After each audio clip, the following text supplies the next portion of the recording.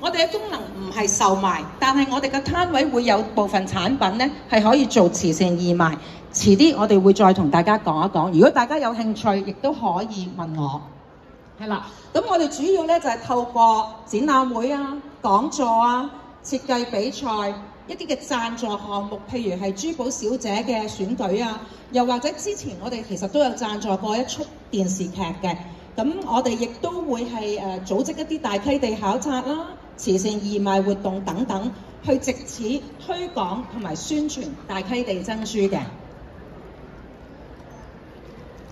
好啦，不如試下熱身咯。我見大家好似坐咗喺度會悶悶地，有飯氣攻心，好唔好啊？我問一問大家有冇人知道我哋個會係幾時成立㗎？呢一位2007係咪啊？啊，答中咗啊！恭喜你啊！好啦，咁之後嗰個流程咧就係話介紹大溪地同埋大溪地珍珠咯喎。咁咧我都會俾一個片段大家睇嘅。希望大家留意個片段裏邊有首歌，嗰首歌咧其實係我哋專揾人咧係作曲填詞同埋主唱嘅，係我哋一首主題曲，就係叫做《情迷黑珍珠》。大家可以聽下裏邊嘅內容，最多出現嘅係邊3個字，一陣間都會有問題問大家嘅喎。預備好未啊？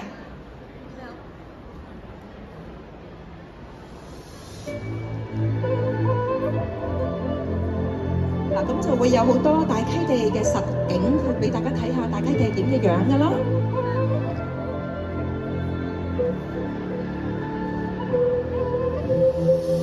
海底的深處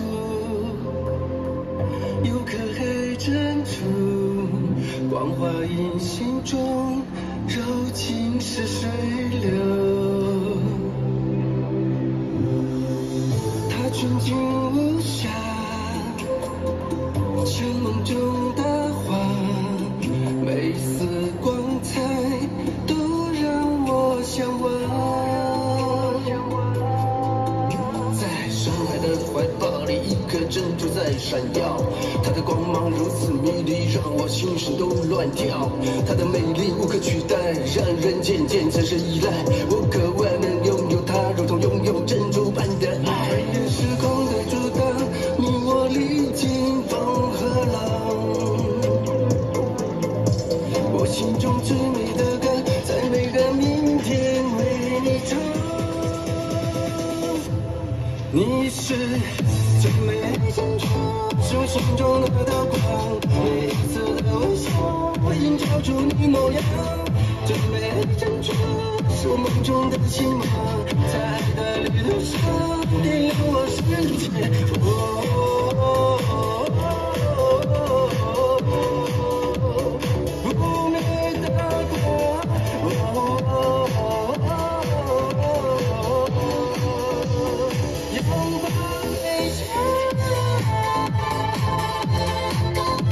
邊聽就邊問啦。如果答個問題嘅咧，就俾機會其他人去答咯喎。雖然我都見到有一位朋友咧，佢就係想即刻舉手嘅。個問題就係、最出現得多嘅3個字係邊3個字啊？嗰位着戴藍色帽嗰位。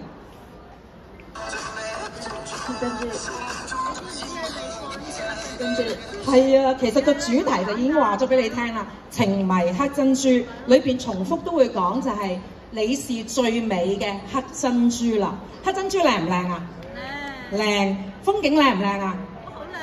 好靚啊！嗬，睇咗就當去咗啦。因為始終我哋要去大溪地咧，都需要成日嘅時間，淨係搭飛機咧都計落都要16個鐘。咁所以其實大家響呢2分鐘就已經去咗大溪地，正唔正啊？正啊！咦，仲有邊個有反應嘅咧？我啱啱睇唔到，我嚟嚟去去就見到呢一位朋友仔就最多反應。啊，嗰位都有嘅，都值得㗎，一舉手就已經有禮物㗎啦，就可以派埋俾舉手嗰位綠色 jacket 嘅女士啦。好啦，咁睇完大溪地嘅美景咧，我都會同大家咧介紹一下大溪地珍珠嘅。我都係邀請咗香港珠寶小姐劉子希出嚟咧，用分零鐘嘅時間同大家講解一下大溪地珍珠。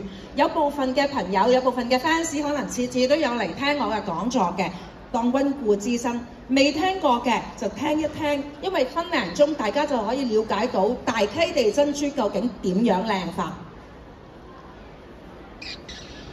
大溪地珍珠又名黑珍珠，主要係產於法屬多里尼西亞一帶嘅，佢係全世界主要嘅產地，但有90%幾黑珍珠咧都係喺呢度出產嘅。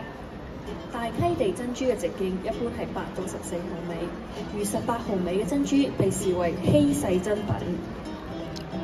色澤方面，除咗廣為人知嘅黑色之外，亦有櫻桃色、孔雀色、綠色、藍色、銀灰色等儼如彩虹嘅系列。佢呢粒大定細咧？圓圓嘅咧，顏色又靚唔靚咧？我哋一齊嚟睇下啦！